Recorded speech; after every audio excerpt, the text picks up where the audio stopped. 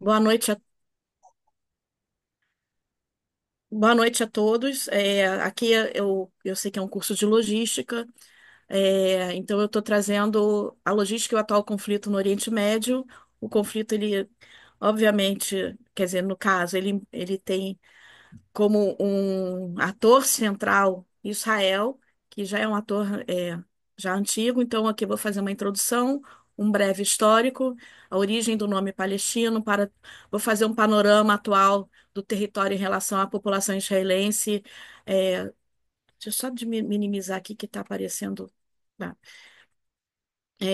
O panorama atual em relação à população de Israel e da Palestina, e os números, né, de habitantes, uma origem atual do conflito, porque como se desencadeou isso desse ano de guerra, há uma origem interna e uma origem interna ligada aos acordos de Abraão. Vou falar sobre o Hamas, vou falar sobre o Hezbollah, e a partir daí a gente fala sobre a guerra, que é o 7 de outubro, e o 8 de outubro, que muita gente não sabe, mas é muito importante.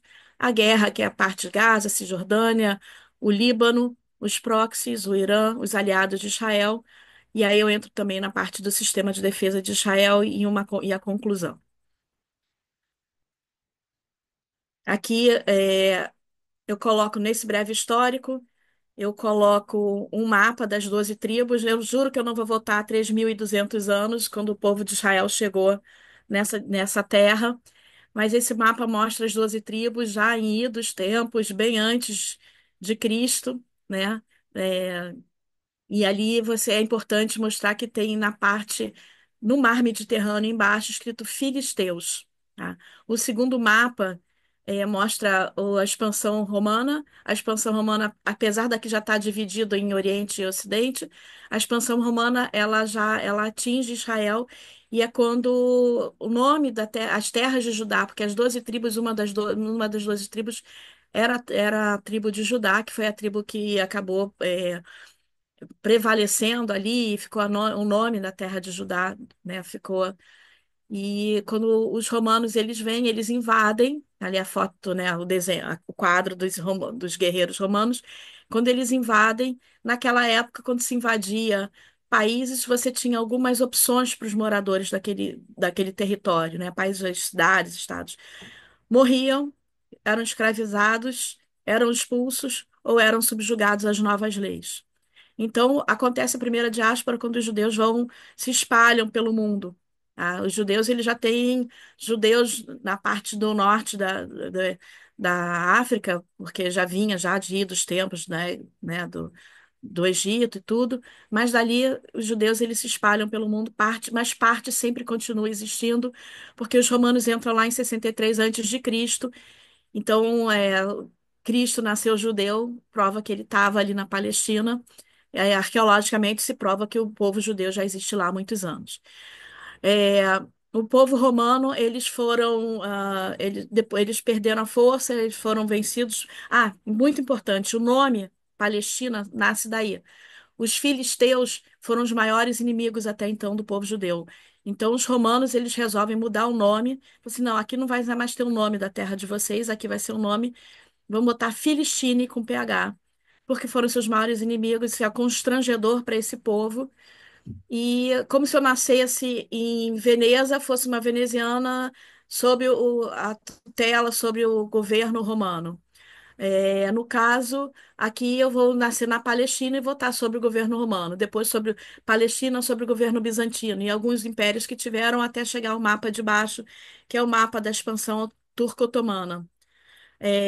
Então, os turco-otomanos invadem ali onde já existia nesse momento, quando eles chegam lá, em torno de 1500, eles ficaram 400 anos ali. Já existia um lugar chamado Palestina, mas nunca houve um governo da Palestina. Ele sempre teve sob outros governos, sobre outros impérios, e os turco-otomanos chegam ali trazendo os muçulmanos. Lembrando que o islamismo começou em torno de 1300 depois de Cristo. Então, ali se podia ter todas as religiões. Quer dizer, se eu nascesse ateia, eu ia nascer palestina ateia. Um ateu nasce ateu ali. Se eu nascesse politeísta, ou se eu nascesse, que tinha teocracia, né? os, os imperadores eram os deuses, eu seria de Palestina e ia ter minha religião. E os turco-otomanos, eles deixavam os judeus serem judeus, os cristãos serem cristãos, desde que se pagasse imposto para você professar sua religião. Com a invasão turco-otomana, de novo, os judeus são expulsos, parte dos judeus saem, parte dos judeus ficam, e Israel acabou, ah, e Israel acaba, a terra da Palestina fica com parte judeu, em torno de 40 e poucos por cento judeus, e a outra diferença é de muçulmanos, cristãos e outras religiões, mas bastante muçulmano. A partir quando o Império Turco-Otomano ele termina, inicia-se, ele vai se esvaindo quando entra o Império Britânico. Os britânicos chegam ali, então até um inglês que nascesse ali, ele ia ter ele ia nascer na Palestina, mas ele ia ser britânico. Eu tenho uma história de família. Meu avô nasceu no Brasil em 1914, mas os meus bisavós vieram da Palestina. Nesse slide vocês vão ver em cima uma moeda de 1927, onde o nome da Palestina está escrito em inglês no meio, em cima em árabe, embaixo em hebraico, e entre parênteses do lado do nome em hebraico tem a letra H, que é Elohim, Adonai, é nome de Deus. E da mesma forma, o dinheiro era escrito em hebraico, o passaporte do meu bisavô era escrito em hebraico e ele era judeu. Tem uma placa na cidade dos meus tataravós, né? Então sempre existia guerras entre os povos ali, povos que queriam dominar. Os judeus, quando iam voltando, o sonho do judeu, desde que ele é mandado embora, que ele foge, desde a da época dos romanos, o sonho é voltar para a Terra Prometida. Então, além dos que ficaram, vinham voltando várias levas de judeus. Em 1940, tem 18 milhões de judeus. Aí eu já vou falar um pouquinho da população também. 18 milhões de judeus no mundo. Em 1945, em 6 milhões no Holocausto. Vai em torno de 12 milhões sobrevivem. E em Israel, em 1947, mais ou menos, vai ter em torno de 800 a 900 mil judeus na região, e em torno de 1 milhão e 200, 1 milhão e 300 muçulmanos. Eles colocam muçulmanos, mas tem que lembrar que existiam cristãos e outros, e esse número a gente não tem. Quando os britânicos ocupam esse espaço, eles prometem tanto para os palestinos muçulmanos quanto para os judeus que vai fazer dali uma terra para eles. E aí, o mapa de baixo, tem ali o mandado britânico da Palestina, que era não só essa faixa onde está Israel, eu incluía inclusive a Síria, a Jordânia e parte, até um pedaço do Iraque. É, só que eles se detêm a esse espaço da Terra Prometida para Israel, e a terra também passa a ser prometida para os palestinos muçulmanos. Ao término da Segunda Guerra, a necessidade do povo judeu, é um povo, o único povo no mundo que não tinha o seu próprio país, de ter sua própria terra, de voltar às suas origens. Se a gente falar em povos originários, aqui os indígenas, e falar que você encontra escavações com 3.200 anos de artefatos que provam que os judeus estão lá há 3.200 anos, nós podemos dizer que ali o povo originário também é o povo judeu.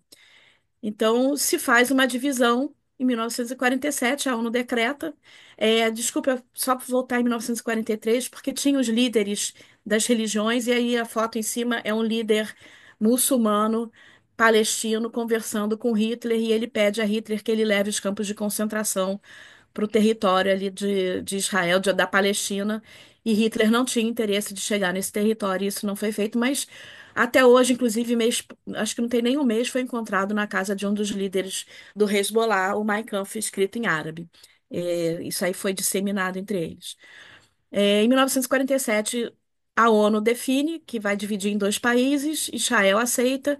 Em 1948, quando os britânicos saem, no dia seguinte, Ben-Gurion, que era um primeiro-ministro, foi o primeiro-ministro de Israel, primeiro primeiro-ministro de Israel, declara a independência de Israel.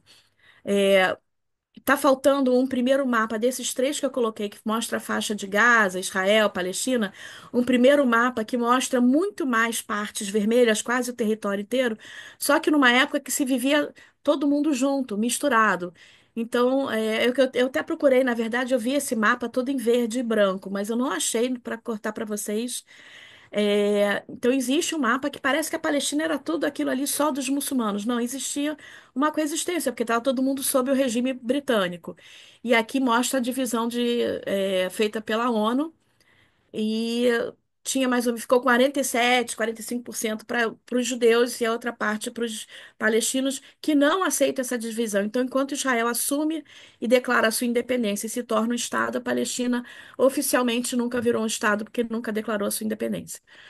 E aí, no dia seguinte que Israel faz a sua independência, os países muçulmanos no entorno, os países árabes atacam Israel. O povo judeu já vivia ali, comprou terras, quem vinha de fora vinha com dinheiro, então as terras não foram invadidas, elas foram compradas, está na literatura isso, que se compravam terras. Da mesma forma que eu tenho um amigo, eu não sei nem se ele é mais meu amigo, porque ele sumiu, que falou que a cidade dele foi incendiada. Aonde meus tataravós moraram também foi incendiado. Hoje existe apenas uma placa com o nome dos fundadores, incluindo o nome da minha tataravó, tetravó. Tá ali na cidade de Sfad. É, E aí compravam terras, mas na hora que divide, os judeus, mesmo que eles tivessem comprado aquela terra que passou, que estava do lado palestino, ele teve que deixar ir para o lado israelense. Os palestinos falaram assim: aqui não fica judeu. E os judeus, os israelenses falaram assim: quem quiser ficar aqui fica, mas obviamente existia uma diferença, e aí começa um atrito muito grande, porque em 48 tem a guerra, em 67 tem outra guerra, em 73 outra. E Israel, com a sua defesa, que ele já tinha ali, por causa, desde os inícios, se preocupado em se defender, em criar uma autodefesa, o nome do exército de Israel em hebraico é uma sigla que diz Exército de Defesa de Israel, e eles dão muito valor à palavra defesa. é, Sempre ganhou essas guerras, né? E sempre que, se você, quem não conhece a história, pegar a história escrita, vai ver que sempre quem mandou a primeira bomba, quem deu o primeiro tiro, foi o lado palestino, porque eles exigem que aquilo seja só deles. Só que a mídia só mostra quando Israel se defende. É, Então, aqui eu já falei, um plano de 47 territórios. Antes, como eu falei para vocês, eu tenho que. Não estou acostumada a usar o PowerPoint, né? Então, os judeus vieram da Europa Oriental, eles voltaram, vários deles, mas já tinham muitos. Tinha o livro branco, esse livro branco, isso aí eu aprendi na escola, que era um livro que proibia, que ele limitava a migração dos judeus vindos da Europa para voltar para a terra de Israel. Isso aí ainda era bem complicado isso, né? Isso foi logo antes da guerra, né? Da Segunda Guerra. Então, muitos judeus não conseguiriam, era limitada, sabe? E eles vinham até clandestinamente. Atualmente, em Israel, existem 9 milhões e meio de habitantes, sendo que 2 milhões e meio são árabes e israelenses, e o restante são em torno de 6 milhões e meio de judeus. E a diferença em outras religiões, todo mundo coexiste. Você conversa com um árabe israelense, ele vive, tem uma vida normal, as mulheres principalmente, e eles estudam em escolas normais, faculdades, você tem juiz, advogado, engenheiro, taxista, motorista de ônibus, pedreiro, você vai de todas as religiões, todas as profissões que o árabe israelense que ele vive lá como um israelense. É a religião muçulmana, nacionalidade israelense. Aí você tem as várias linhas, os drusos, os beduínos, mas você vai ter o árabe israelense fazendo exército, mas ele não é só um soldado, você tem generais árabes israelenses. Hoje você tem soldados árabes israelenses lutando contra os terroristas, porque Israel ele não é contra o palestino, ele é contra o terrorista que quer bater. É como você que é contra um traficante que está batendo na tua porta para te assaltar, te matar, essas coisas assim. É, E você tem no parlamento israelense, porque eles votam e são votados, você tem uma bancada árabe israelense. Então, essa história de apartheid, ela não existe. Ela é contada pela mídia, mas é uma coisa que não existe. Porque qualquer pessoa de qualquer religião pode estar em Israel, viver em Israel. Se você é gay, você vai viver em Israel e vai ter uma das maiores paradas gays do mundo em Tel Aviv. Eu só não sei se a religião muçulmana permite, né, mesmo eles sendo mais liberais ali, são mais sunitas, né? Os sunitas são mais fáceis, eles têm mais vontade de coexistir do que os xiitas. Então, não vamos falar mal de todos os muçulmanos, não posso falar. E É, é assim, você vai em vários países árabes, você não vai encontrar judeus. Os judeus foram expulsos. Em Gaza, em Gaza teve até o 6 de outubro do ano passado, só tinham 3 israelenses lá. Um corpo foi sequestrado, porque para nós todo corpo é importante e ele é moeda de troca. Nós queremos eles de volta, a gente dá, troca, faz negociação com presos, né? Um soldado sequestrado e um doente mental que ninguém conseguia trazer de volta, porque você não consegue entrar em Gaza. Tá? Não conseguia, um israelense não podia viver em Gaza. Em Gaza e Cisjordânia e no entorno, e unindo um pouquinho de Líbano, Jordânia, um pouco da Síria, são 4 milhões, até mais, acho que chega a 4 milhões e 200 mil. Então, eles cresceram de 1 milhão e pouco para 4 milhões, de 1947 até 2024, apenas naquela região do Oriente Médio. Os judeus no mundo inteiro, terminaram a Segunda Guerra com 12 milhões e meio, perdão, 11 milhões e meio a 12 milhões, nós hoje chegamos a 15 milhões, mais ou menos esse ano, saiu uma nota que parece que a gente conseguiu chegar. Então, aonde eu já mostrei onde estava o apartheid e já estou mostrando onde está o genocídio. Na verdade, ele não existe. O conflito ele tem uma origem interna e uma origem externa. A origem interna é o eterno sonho de não coexistência do mundo palestino, de dividir aquele país em dois, aquela região em dois. Na verdade, podia dividir em vários, porque ali também é o berço do cristianismo. Então, até os cristãos podem chegar e falar assim: não, mas olha aqui. Jesus nasceu aqui, ressuscitou aqui, né? Mas ali acaba sendo a terra de Israel. É tão pequenininho que é o único é cercado de países muçulmanos, né? É o único lugar no mundo que o judeu tem como para se refugiar, para ter dizer que é seu. Então você tem ali no entorno o Egito, a Jordânia. O Egito é aquela pontinha abaixo do nome Jordânia, já é Egito, para o lado do Mar Vermelho.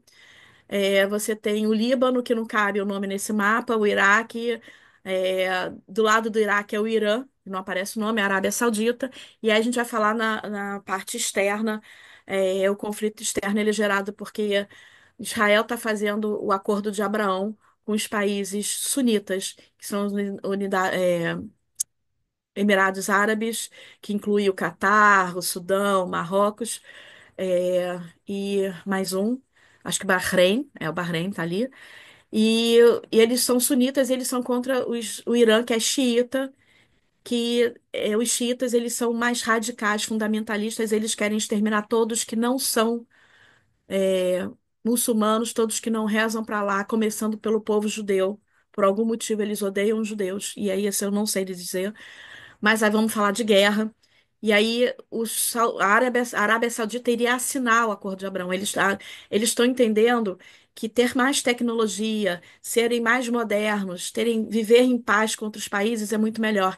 E a Arábia Saudita, assinando o Acordo de Abraão, o comércio, muita coisa que passa por mar, que tem que dar a volta do Golfo Pérsico, que tem que entrar pelo Mar Vermelho, passar pelo Canal de Suez para chegar ao Mediterrâneo, poderia ser feito por via terrestre, por ferrovias, inclusive a parte toda de é, encanamentos, eu poderia dizer, né, de gás, né, dutos de gás para poder chegar e ir adiante pelo Mar Mediterrâneo. Então, esse é o conflito externo. O Irã não quer que a Arábia Saudita assine esse acordo, e aí ele aproveita. Obviamente, Hamas e Hezbollah já estão mega armados, prontos para o momento certo para fazer. Isso não foi inventado de um dia para o outro. Aqui eu mostro um pouquinho do que é o Hezbollah, o que é o Hamas. O Hamas, aqui eu estou mostrando as crianças do lado de um lançador de mísseis. Esse lançador, ele aí não está como uma simples decoração. Eles realmente colocam no meio das ruas e trazem as crianças para ficar em volta, porque sabem que se ele for identificado, ele pode sofrer um ataque aéreo. E aí, com crianças em volta, eles sabem que Israel suspende os ataques quando vem crianças e mulheres. Apesar do mundo não saber disso, não acreditar nisso. Eu já vi alguns vídeos, que mostra o piloto suspendendo o ataque, falando: vou suspender, tem criança, tem escudo humano. Eles falam em escudo humano. O exército. Aqui é a quantidade de pessoas que apoia aqui o Hamas. Hoje são em torno de 70% dos palestinos de Gaza apoiam o Hamas. É, Você tem aqui já as outras duas fotos já são o Hezbollah. Eles são muito melhor equipados em termos bélicos, né? E eles usam o amarelo e não o verde é do Hamas. O 7 de outubro, vamos chegar aqui, desculpem as imagens mais fortes, mas é necessária, porque a partir de um comando e de uma baixa de guarda está sendo investigada. Eu não vou poder falar para vocês, porque eu também não tenho todas as informações. Sei que Gaza, eu esqueci de falar uma coisa importante. Em 2005, dentre várias guerras, quando Israel ele ocupa territórios, ele devolve territórios, ele devolve o território do Sinai, ele devolve Gaza junto com o território do Sinai para o Egito. O Egito não quer Gaza. Então, por que que eles não querem Gaza? Porque eles sabem que ali tem um povo complicado de lidar. E Israel continua lidando com aquilo ali, com aquele povo de Palestina e tentando fazer paz. Você vê a OLP, o Yasser Arafat deixa de ser terrorista para tentar fazer a paz. É, Existe todo um conceito ali que se tenta voltar a dividir novamente o Estado em dois. Israel tenta e sempre, quando tem qualquer cessar-fogo, vocês podem ver quem é que quebra o cessar-fogo. E aí, quando Israel resolve, em 2005, entregar Gaza para os palestinos, e é parte da Cisjordânia também. Gaza, passa a ser, em 2005, 2006, tem uma, como chama? Eleição. O Hamas ganha essas eleições, eles brigam com a autoridade palestina, que é hoje. Hoje eles têm dois governos, os palestinos. O de Gaza, que é o Hamas, da autoridade palestina que fica na Cisjordânia. E aí, Gaza passa a ter 100% de autonomia. Eles têm um lado, o Mediterrâneo, que hoje tem muita vigilância, desde dos tempos, as pessoas mais velhas vão lembrar que no Fantástico, Israel descobriu iates luxuosos chegando em Gaza com armamentos e pegou, e aí aumentou a vigilância. Eles têm o sul de Israel, que o Egito, quando não quer, ele simplesmente fecha com muros, deixa o portal, é a cidade de Rafah, eles chamam Rafia, né? Eles falam lá Rafia, e fazem o corredor de Filadélfia, é o corredor chamado Corredor Filadélfia, que é uma região que eles vão militarizar de alguma forma para evitar que se passe de um lado para o outro, para evitar o transporte de armas, mas ainda assim, todo o dinheiro que entra lá de ajuda humanitária não vai para o povo, senão ele teria virado uma Dubai. Imagina os bilhões que chegam em Gaza de ajuda humanitária. O Hamas transforma em túneis, e esses túneis, inclusive, entram no Egito, que é da onde vem o tráfico de armas, é, principalmente as armas mais pesadas, porque eles produzem armamentos ali, e esses armamentos eles usam canos. Quando o Hamas assume, Israel tirou as colônias agrícolas dali, né, que tinham colônias agrícolas, tirou todos os judeus dali. E deixa, olha, aqui tem um hospital, a gente vai de alta tecnologia, vocês podem usar. Aqui tem uma universidade, aqui tem um dessalinizador, porque naquela região não tem água potável, tem só o mar Mediterrâneo. Aqui tem. O Hamas chega e destrói tudo e fala assim: não, a gente não quer nada que é de judeu. E eles destroem, eles usam sempre a comoção pública, a comoção do mundial para defender eles. Mas 30 mil palestinos iam todo dia trabalhar em Israel. Não sei como é que é aí em Minas, em algum outro. Aqui no Rio de Janeiro a gente tem Nilópolis, Nova Iguaçu, os municípios que ficam num cinturão em volta da cidade que vêm todo dia trabalhar no Rio de Janeiro. E lá eles saíam 30 mil palestinos todo dia para trabalhar nas cidades de Israel. Israel é pequenininho, você uma hora e meia, 2, 3 horas você chega em alguma cidade. Então eles talvez não trabalhassem então no norte, porque aí tem também o pessoal da Cisjordânia. E em torno de 9 a 10 mil doentes iam se tratar nos hospitais, inclusive quem ajudava os idosos e crianças a ir para os hospitais de alta tecnologia de Israel foram várias das pessoas dos kibbutzim, kibbutz é singular, kibbutzim plural, que morreram nos ataques. Eles entram em torno de 3 mil terroristas, eles entram. Eu depois eu estou lendo aqui que estão pedindo para eu falar da mídia. Eu vou falar. A mídia ela é contra Israel porque ela é dominada. Primeiro é dominada pela esquerda, depois é dominada também muito, apesar de dizerem que a mídia é de judeu, a mídia não é de judeu, isso é falácia. Mas voltando, entram 3 mil terroristas que estavam acostumados, eles iam e voltavam e tal, então eles sabiam quem ficava ali nas fronteiras e além dos túneis, e eles entram pelos campos. Eu morei num kibutz, é uma das coisas importantes para falar para vocês, meu conhecimento de causa, além de ter estudado em colégio judaico, ter morei em Israel. O meu kibutz fazia fronteira com a faixa de Gaza. Se der tempo no final, eu falo de dois atentados. Um que eu não passei porque Deus fala assim, não vai para lá. E o outro que aconteceu dentro do kibutz que eu morava, na época que eu morava lá. Então eles entram. Inclusive, o meu kibutz foi um dos kibutz atacado, não foi um dos que teve as piores, graças a Deus, mas morreu gente que eu conhecia. E aí eles fazem um ataque absurdo. Eles entram na festa de jovens, matam mais de 260 jovens. Eu tive a oportunidade de ouvir a palestra de um dos jovens brasileiros que sobreviveu e voltou para o Brasil, que é o Rafael, e que ele sobreviveu porque ele estava dentro de uma casinha dessas que vocês estão vendo ali, é um bunker que fica no ponto de ônibus, que é aberto. Ele tem uma entrada e as pessoas entram. Não existe porta. Cabem 15 pessoas mais ou menos e entraram 40. E ele sobreviveu porque ele ficou debaixo de corpos. Aqui você vê o que as pessoas que não iam aguentando com os gases que jogavam lá dentro, com tudo, elas no desespero saíam e eram atacadas. Tá? Ali a Noa, que é aquela menina que ela ainda tá, meu Deus, acho que ela ainda tá lá como refém. Eles levaram 256 reféns, hoje nós temos 101. Nem todos estão vivos, mas nós queremos todos vivos ou que venham em seus corpos. Por isso que Israel não sai de Gaza, tá? E aí vem o 8 de outubro. No norte de Israel, e aí eu vou contar para vocês uma coisa que vocês não ouviram em lugar nenhum. No norte de Israel, o Hezbollah tinha que fazer no 7 de outubro a mesma coisa que o Hamas fez no, no, né, de ataque.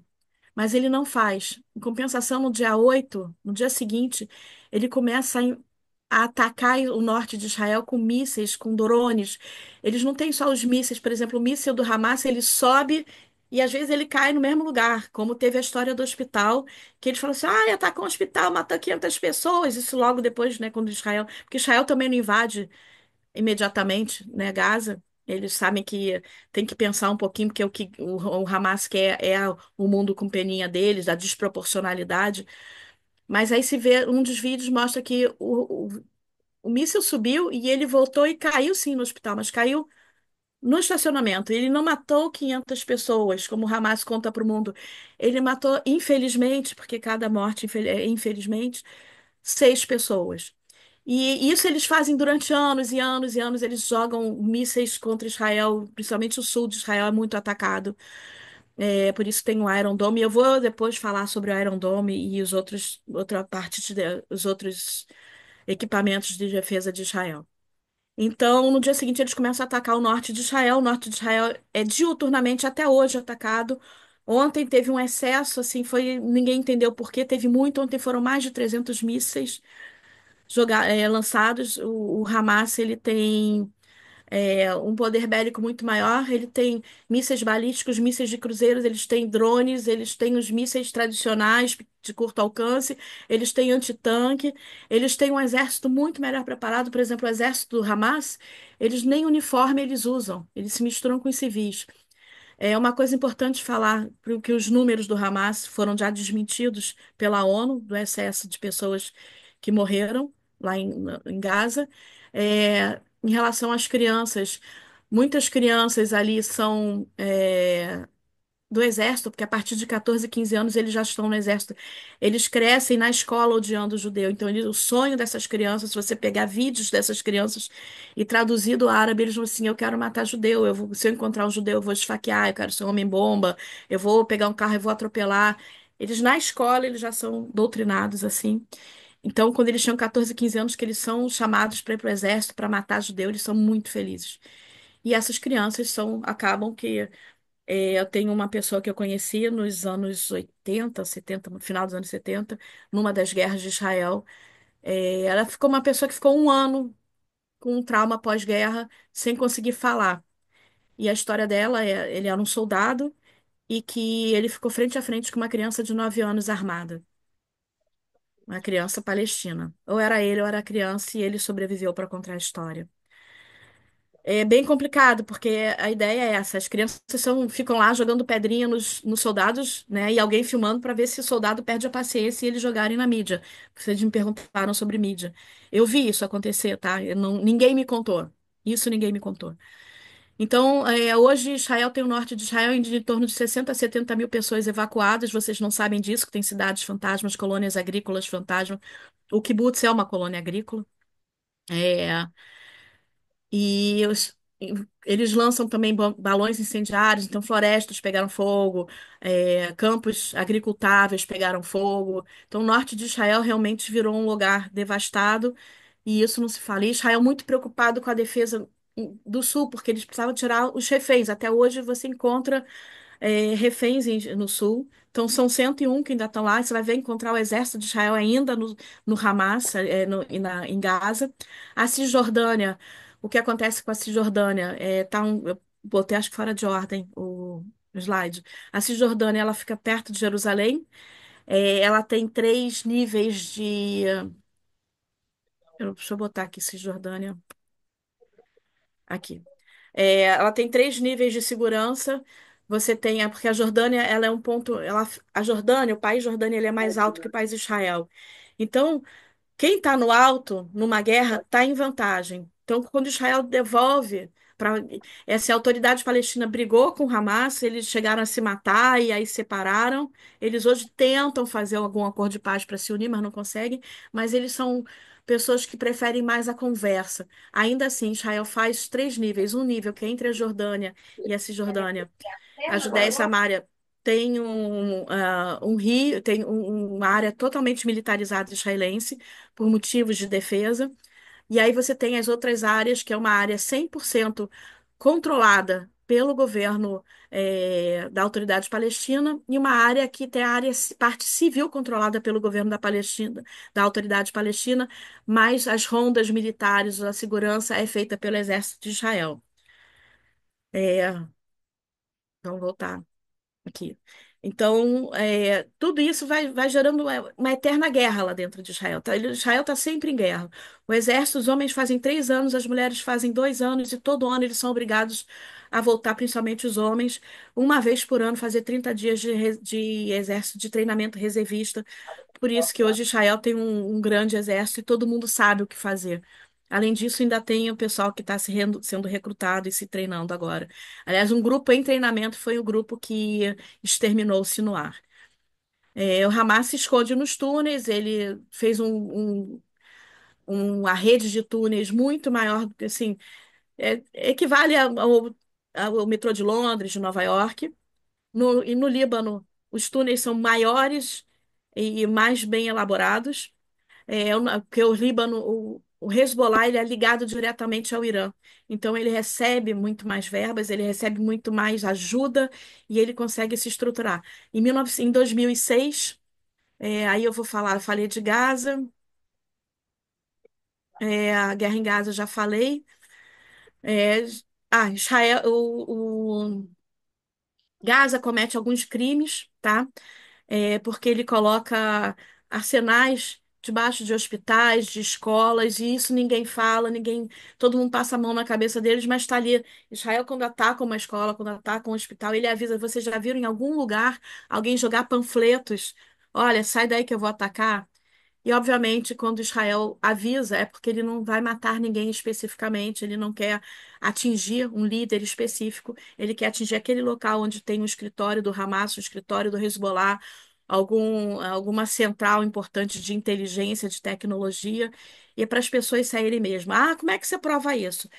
É, um vídeo de anteontem, por exemplo, é a maior prova. Israel avisou lá no Líbano: ó, vou atacar tal prédio, quem tiver no entorno sai. E tá todo mundo lá de fora esperando chegar o míssil e filmando, todo mundo focado. Você vê as pessoas com câmeras na mão esperando o míssil chegar. Então eles sabiam que aquele prédio ali ia ser atacado.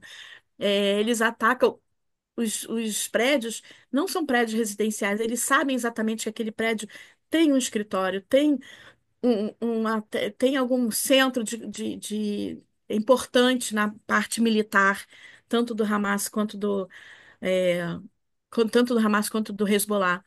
E aí por isso que eles focam. Então, assim, ajuda humanitária.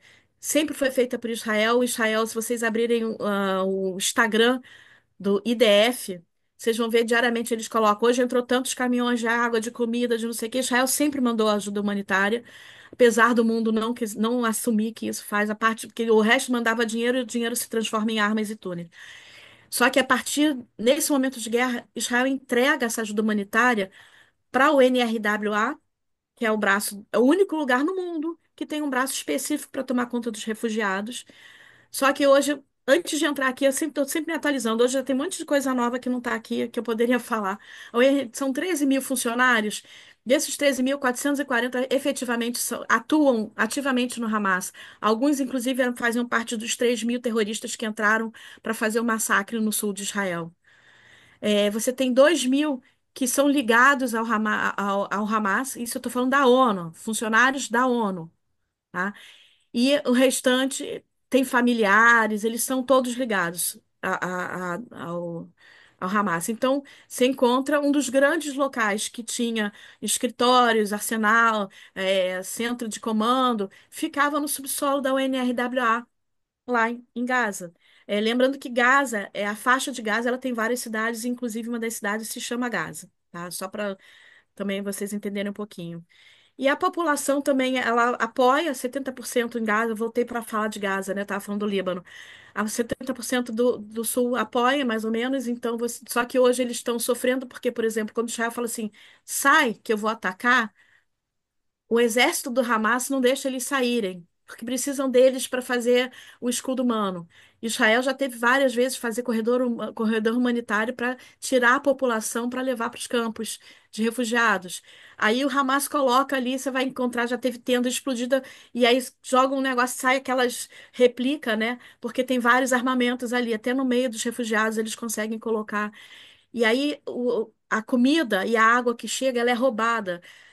Tem 3 semanas, 150 caminhões, 109 foram roubados, porque eles revendem para os comerciantes e eles mesmos vendem a preços exorbitantes. Eles estão deixando. Agora está tendo. Se vocês abrirem qualquer mídia sobre Gaza, eles vão falar da crise da farinha. Eles estão sem pão, porque o Hamas está levando a farinha.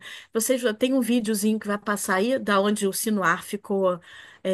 Escondido com a família, ali dentro onde tem uma mini cozinha, tá lá um saco de mantimentos com o símbolo da ONU, tá? É, então o povo ele tem medo aqui, ó. Esse aí é o túnel onde o Sinuar ficou, tá? Só para vocês Ana terem. Paula, Ana Oi, Paula, por gentileza, oi, doutora Ana Paula, fala. esse Tá vídeo tem som? Tem. Tá, Mas como é que eu desculpa. coloco o som nele? Isso, é isso que eu ia explicar. Eu esqueci de falar logo no Ah, início. ah. A senhora vai lá em compartilhar. Vai ter que fechar sua palestra e voltar de novo, tá? Mas posso te falar, esse som é todo em hebraico. Ah, então não. Então pode Tudo deixar em continuar, hebraico. porque eu tinha que mostrar, tem que clicar no botãozinho ali de compartilhamento de som. Eu esqueci de falar com a senhora. Sem Então problema. ali Pode o continuar. soldado ele tá. Mas você me ouve, né? Eu posso traduzir, Sim, eu não vou sim, traduzir, mas eu vou explicar. com Então ele está certeza. mostrando ali onde o Sinuar ficou com a família, tá? E quem souber ler em hebraico, tá em hebraico, ele vai mostrar, tá em inglês, aliás, desculpa. Então ficou a família dele. Eu vou só diminuir para mim que tá muito alto o meu ouvido.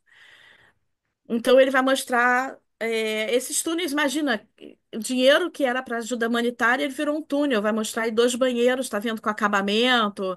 Ele não mostra aí, mas tem toda uma parte de refrigeração, a parte de ar. E os túneis onde ficaram os reféns não são bonitinhos assim, os reféns ficavam enclausurados. É uma cozinha aí, olha só, esse vai mostrar agora um pacote branco, não, aí desse lado vai mostrar agora um pacote com o símbolo da ONU, aí, ó. Ele vai mostrar o símbolo da ONU, tá? Que eles pegam realmente o... E aí também tinha os seguranças do Sinuar que ficavam aí também, tá? Com as roupas aí de segurança. E aí vai mostrar mais o quarto, onde era o quarto do Sinuar. Esse eu acho que é o maior vídeo. Um cofre.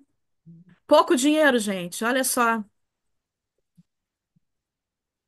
É, então, aliás, tem um túnel lá no Líbano que está com bastante dinheiro, alguns bilhões. É, Pronto, é aqui. Isso aí foi um treino já em Gaza, na cidade de Rafah. Esse é um vídeo também. Essa janela que vocês estão vendo, o drone vai entrar por essa janela. E é o último vídeo que mostra o Sinuar em vida. Ele estava tendo uma reunião e aí o treinamento. Tinha uma equipe em treinamento, não era nenhuma equipe de elite, não era o Mossad. E eles dão de frente com os terroristas. E esses terroristas, eles são atacados, e o Sinar sobe, mas ele é ferido aí, mas depois ele é morto. Aí não se sabe ainda que ele é o Sinuar, só se sabe depois que ele morre, quando pega o corpo, alguém fala assim, nossa, parece o Sinuar. E aí levam o corpo para fazer o DNA. Ele tá ali sentado, ele tá com esse braço já machucado e ele pega uma espada, parece que é uma espada, e ele tenta jogar no drone. Esse aí é o Sinuar, Yahya Sinuar.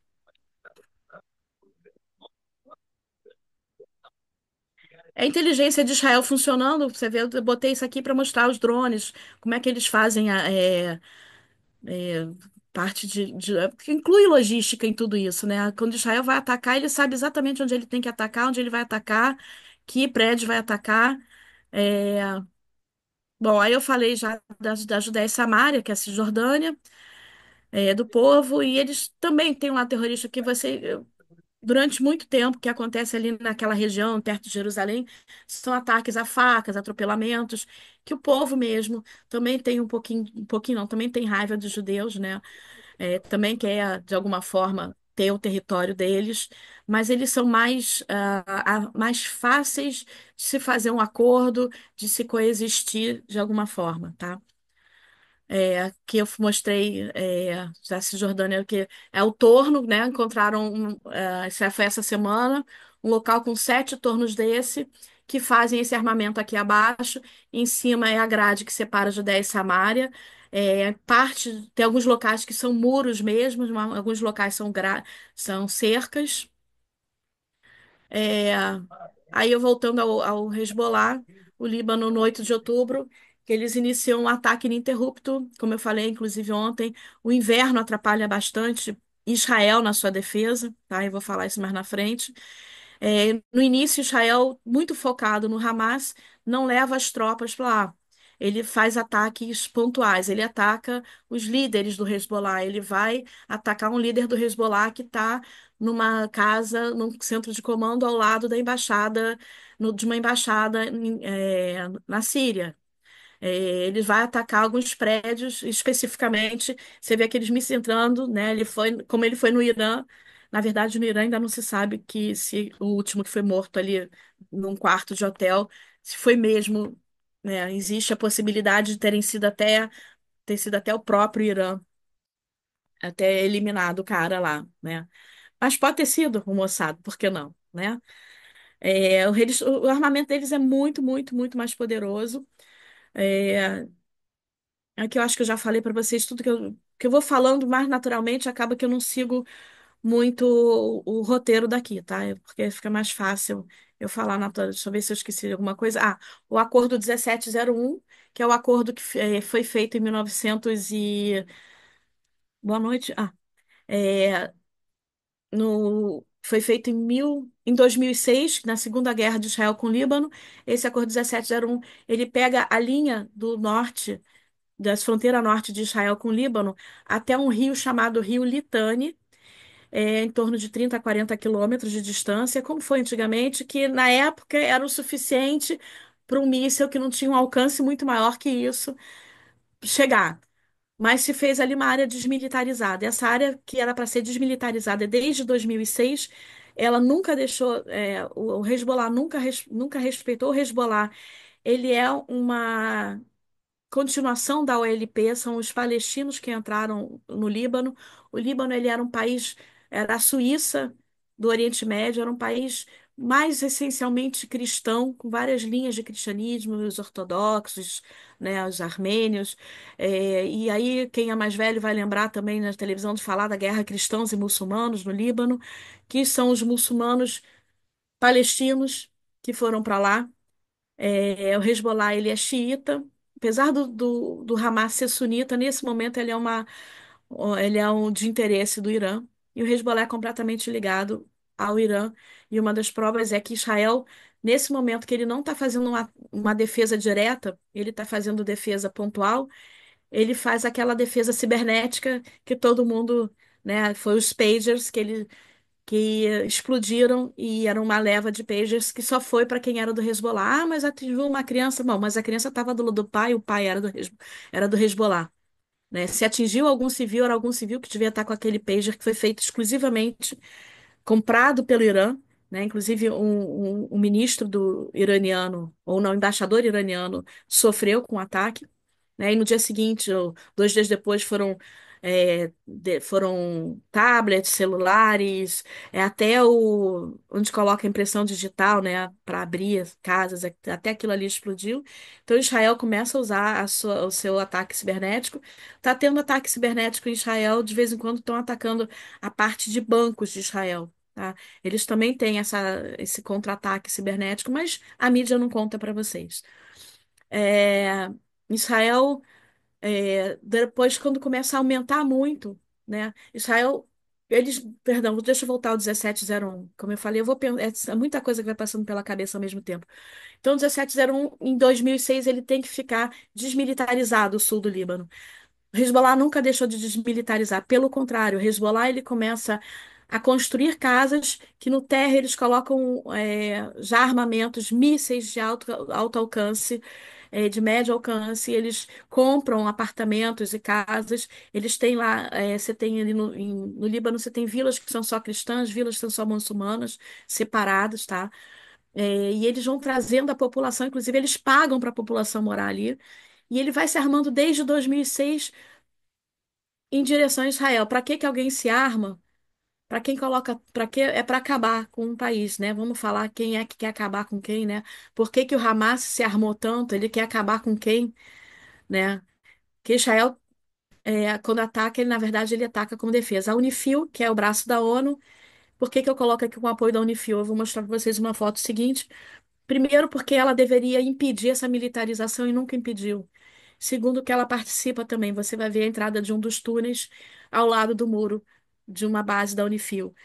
Não dava para pegar várias fotos, senão eu ia ficar aqui e botar 40, 50 slides de tanque da Unifil, que lá escrito UN, e do lado um adesivo do Hezbollah, outro com a bandeirinha do Hezbollah. Eles realmente nunca impediram que essa desmilitarização acontecesse. E aí, isso hoje, notícias de hoje, que eu ouvi antes de, 1 hora antes de entrar, 2 horas antes de entrar na live. Amanhã tá para ser discutido mais um acordo. É, o acordo é com o Líbano e não o Hezbollah, ele participa do governo do Líbano, mas ele não é o primeiro-ministro. O Hezbollah não é o exército libanês, que não fez nada. Nesse tempo todo, ninguém nunca mandou o Hezbollah parar de atirar contra Israel, sabendo que Israel ia ter um momento que ia devolver, tá? E aí está alinhando um acordo de cessar fogo, não é fim da guerra, cessar fogo com o Hezbollah. O Hezbollah não está participando, ele primeiro quer ver o que que vai acontecer, mas já com a equipe de transição do Trump, que o Trump disse que quer que as guerras acabem, né? Então ele está tentando melhorar alguma coisa, mas existe, e até porque o inverno está chegando, já está dando números abaixo, graus abaixo, frio, abaixo de zero no Líbano. Isso não é bom para ninguém. Israel também. Ah, mas eles vão se rearmar. Em relação ao Hamas, eles realmente talvez precisem reorganizar. O Hezbollah tem mais de não sei quantos mil armamentos. Eles estão muito preparados. É claro que se eles tinham lá 80 mil. é, Como se fala, participantes, né, desse grupo terrorista para lutar. Talvez eles tenham perdido 20 mil, alguma coisa assim, que eles vão lá e eles estão toda hora ao cabeça, os comandantes são eliminados pelo exército de Israel. Mas eles, assim, é rei morto, rei posto, tá? Tanto o Hamas quanto o Hezbollah. E o Hamas, ainda por cima que o Hamas, o chefe mesmo dele, estava morando num hotel 6 estrelas no Catar. Acabou, por causa do Trump, ele acabou de ser despejado, tá indo para a Turquia, se não me engano, se já não foi. É, que aí o Catar, que estava mediando, tentando mediar algum acordo de cessar fogo no Hamas, com o Hamas, disse que não vai mais mediar nada, que não dá certo. Óbvio que o Hamas quer continuar Depois eu falo, eu vou deixar para a conclusão para falar do acordo com o Hamas. Então, os ataques, eles invadem, o Israel acaba invadindo o sul do Líbano. Teve um dia que foram quase 100 aviões, e eles avisam, né? Se você mora nesse prédio tal, nessa região tal, sai, porque sua residência não é mais uma área residencial. Sua casa não é mais residência. Para gente, aquilo ali é um alvo militar. Se você mora em algum prédio que tenha armamentos, saia, porque Israel já mapeou o máximo possível de onde estão os prédios com os mísseis apontados para Israel. Então eles avisam e o povo sai. Outro dia reclamaram, ai, mas deram só 15 minutos. Às vezes é mais tempo. Mas quem é que avisa? Já viram a Rússia avisando a Ucrânia? Não, né? Também não contaram quantas mulheres e crianças morreram na Rússia e na Ucrânia, nem no Sudão, nem no Iêmen. Então Israel faz agora, ele está no sul de Israel, ainda está longe do Rio Litani, mas ele está chegando na fronteira, para mim é para cá, para vocês é para cá, na fronteira com a Síria, tentando também quebrar a passagem, interromper a passagem que vem de armamentos da Síria para o Líbano, tá? Então Israel está subindo ali a parte terrestre, chegando ali. Mas se tiver um cessar-fogo é bom, porque o inverno é muito difícil para todo mundo. é, e aí você tem também, como retaguarda, você tem os drones. Hoje em dia não é um... Porque também se você entra muito, quem vem atrás de você, será que não vão botar uma tropa atrás de você, te causar uma emboscada? Hoje em dia, com a modernidade, com os drones, com várias outras tecnologias, Israel consegue também manter as tropas ali. É, já falei sobre essa parte os ataques do Hezbollah, eles não são só mirados em bases militares e parte de energia, essas coisas, eles são focados, eles são literalmente, e não é tão a esmo para onde for, foi como é o míssil do Hamas, são mísseis, são drones teleguiados, aquelas aeronaves não tripuladas, é, eles são, ó, eu não sei se vocês veem o meu cursor, a primeira foto é um míssil dentro de uma casa, tá? Ele é um míssil, essa faixa mais clara aqui em cima, aqui é a área para onde ele vai sair, e é daqui que ele vai ser lançado. Eu não sei se ele vira. Aqui é o segundo, é um muro que tem escrito N, das Nações Unidas, e a entrada de um dos túneis com a bandeirinha do Hezbollah. Aqui é dentro do túnel. E o míssil, esse míssil aqui, isso aí é um vídeo, eu dei print, tá, nesse vídeo. Então ele está se encaminhando, ele chega nesse lançador, ele passa, ele fica na vertical, ele vem horizontal, virando na vertical, e esse míssil foi lançado, o vídeo mostra até o final, mas era um vídeo mais longo, eu não coloquei ele inteiro aqui. Aqui, Israel achou esses armamentos, eles colocam muitos lançadores de mísseis, tem muitos túneis que estão debaixo de arbusto. O terreno no Líbano é muito difícil, ele é muito acidentado, é diferente do terreno do norte de Israel, inclusive. Aqui eu repeti a foto, né, dos lançadores de mísseis do Hezbollah. Aqui mais, isso aqui é tudo do Hezbollah, armamentos deles, tá? Aqui também é um vídeo que aí é Israel acertando uma central do Hezbollah. É rapidinho, de segundos. Só uma bomba e foi tudo para o espaço, né? É, aqui, aqui esse é um vídeo de poucos segundos. Essa aqui é uma vila que tem muitos túneis aqui embaixo, tá? E vai ter, esse vídeo vai mostrar duas ou três vilas, uma diurna e outras noturnas. Israel evacua isso aqui, ele avisa, sai, não morreu ninguém aqui. Foi todo mundo evacuado. E a partir do momento que é evacuado, ou eles vão encher os túneis de concreto, ou eles vão explodir, que é o mais fácil. E aí eles colocam explosivos e dinamitam o túnel, e assim, é isso que acontece com essa vila. Você vê que ela é uma linha que acontece, né? Esse aí foi um ataque aéreo, na verdade. Esse aí, ó, ele sai, ele taca, ele vai em linha acontecendo os ataques. É, deixa eu tirar. Como funciona? Israel ele está cuidado em atingir o alvo certo. A parte de cima é uma cidade, com certeza esse prédio era um prédio que tinha algum comando militar do Hezbollah, mas isso aqui é um alvo xiita. Você vê aqui atrás a cidade continua, tá? É um alvo do Hezbollah. Isso aqui é uma vila que ainda está inteira e não vai ser nunca atacada, porque é uma vila é, cristã. Aqui eu botei, não é vídeo, tá? Que é quando eu falo aqui em Israel, o que que acontece? Quando a gente toma cuidado com a defesa, Israel preocupa muito, muito, muito, muito com a defesa. Então aqui eu vou entrar, já começar a falar um pouquinho sobre a defesa de Israel. Eu tenho certeza que eu deixei de falar algumas coisas que vão passando pela minha cabeça, mas eu não vou voltar atrás para não confundir a cabeça de vocês. Esse aqui é o mapa de Israel. E cada pin desse é onde foi avisado, foi onde tocou uma sirene. Todo israelense tem esses aplicativos. Então, às vezes, você está aqui, eles chegam, os mísseis do Hezbollah, eles podem cruzar Israel inteiro e chegar no Mar Vermelho. O do Hamas, não, pega só o sul de Israel mesmo. Então, eles já chegam aqui na cidade de Tel Aviv, é onde tem o aeroporto. Eles estão todos para pegar o míssil para atingir o aeroporto. Aliás, eles fizeram um ataque que erraram, foi interceptado uma hora antes do Netanyahu pousar o avião, é, quando ele veio dos Estados Unidos. Do lado é a bacia de Haifa, onde tem o porto de Haifa, né?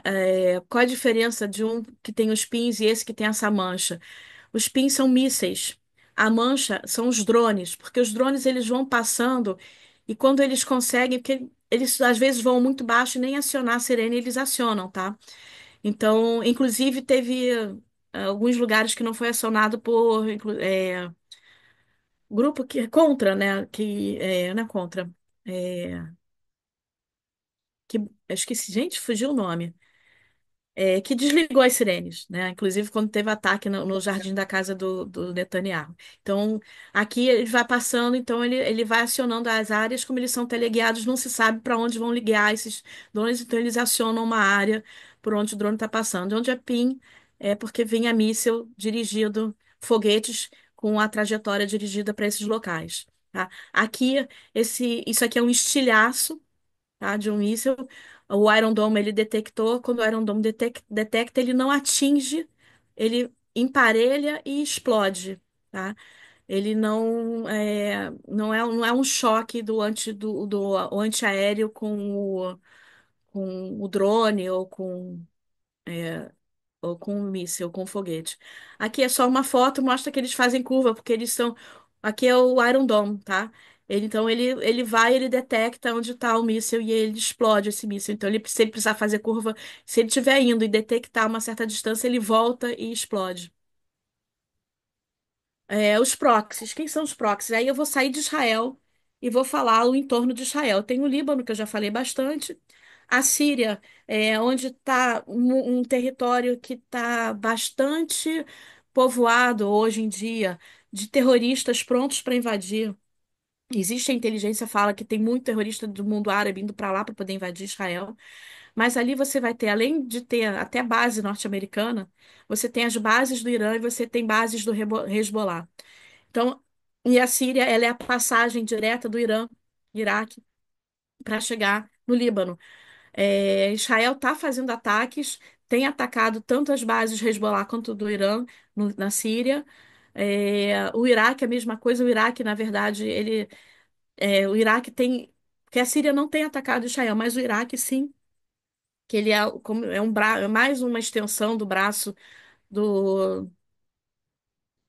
Boa noite, Coronel Celente. É, Obrigada pela presença e pelo convite. O Iraque, ele é da onde eles estão enviando mísseis que estão atingindo mais o centro de Israel, mas Israel também está pronto para se defender ali. O Iêmen ele fica na entrada do Mar Vermelho, ele atrapalha inclusive o comércio marítimo, porque ele pode interromper eu vou voltar para o Iêmen, deixa eu falar da Turquia. A Turquia ela não é um braço, ele não é um proxy do Irã, mas ela, apesar de ter comércio com Israel, eles odeiam os judeus e da mesma forma que eles querem exterminar os curdos, que ninguém se preocupa com os curdos, eles também querem, toda hora o Erdogan fala que se precisar entrar na guerra contra Israel, ele vai entrar.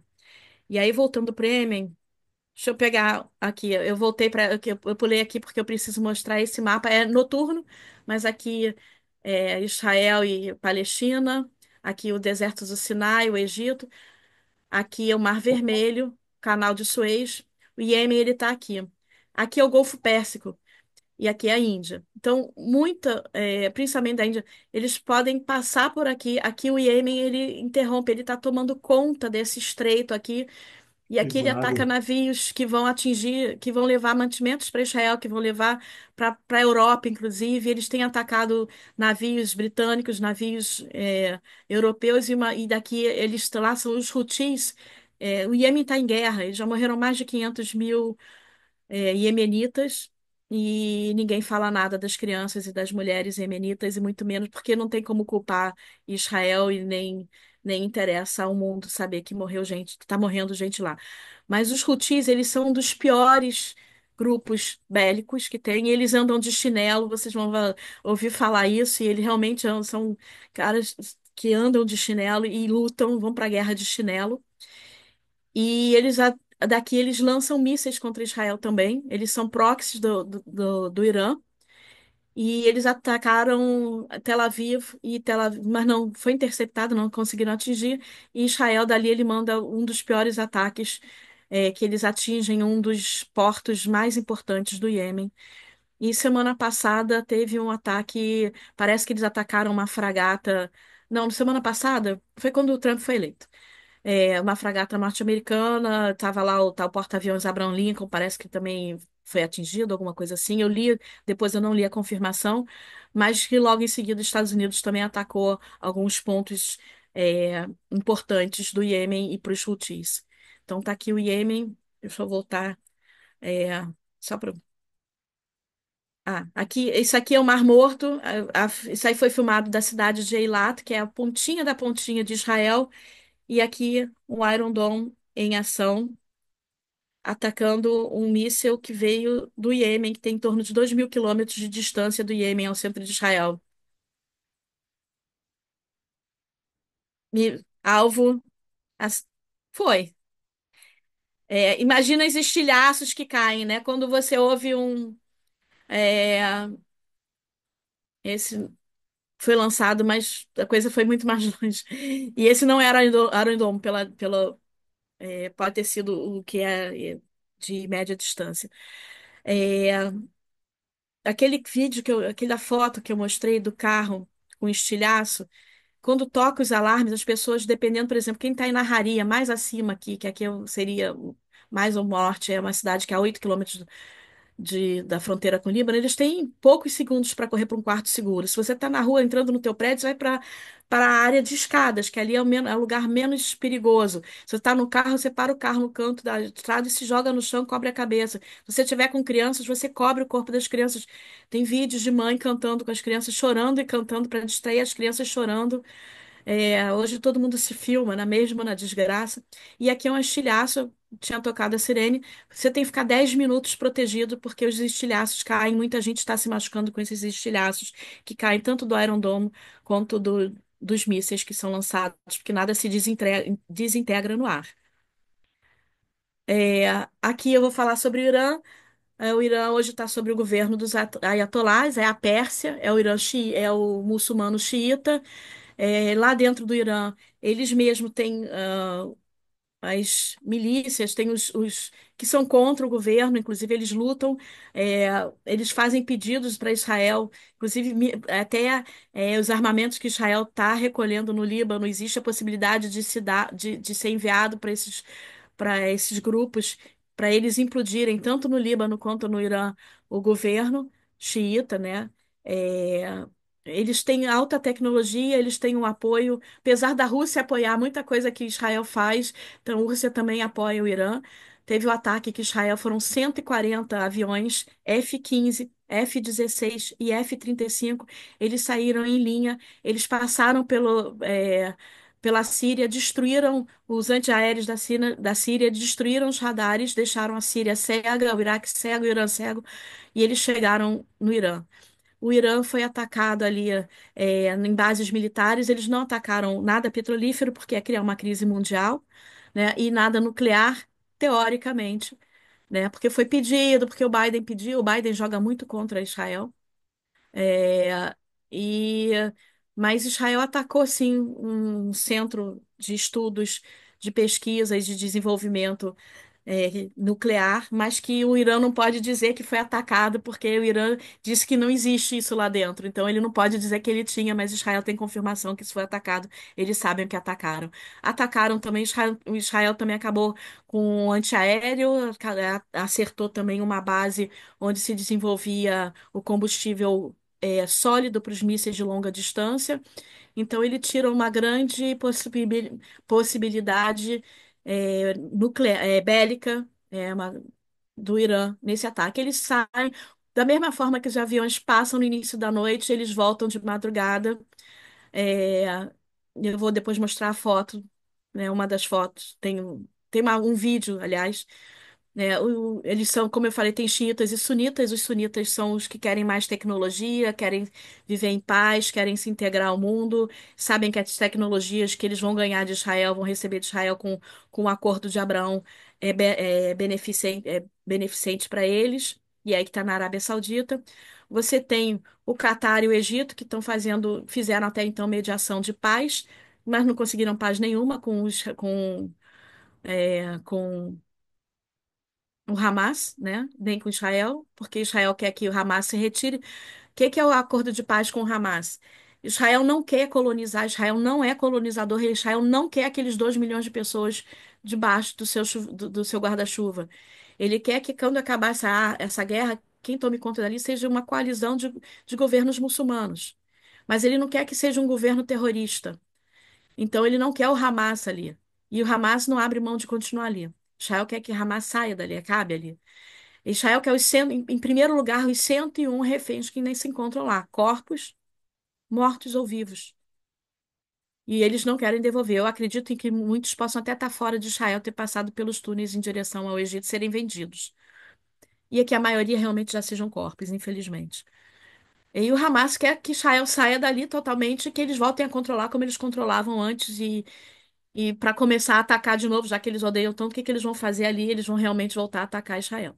Então, o Catar tenta fazer essa negociação, não consegue, mas como é que um país vai fazer negociação quando o líder máximo de uma das partes está morando num hotel 6 estrelas ali dentro?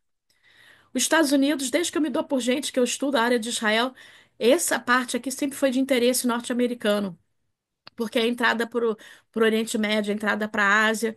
Então, eles têm um interesse muito grande.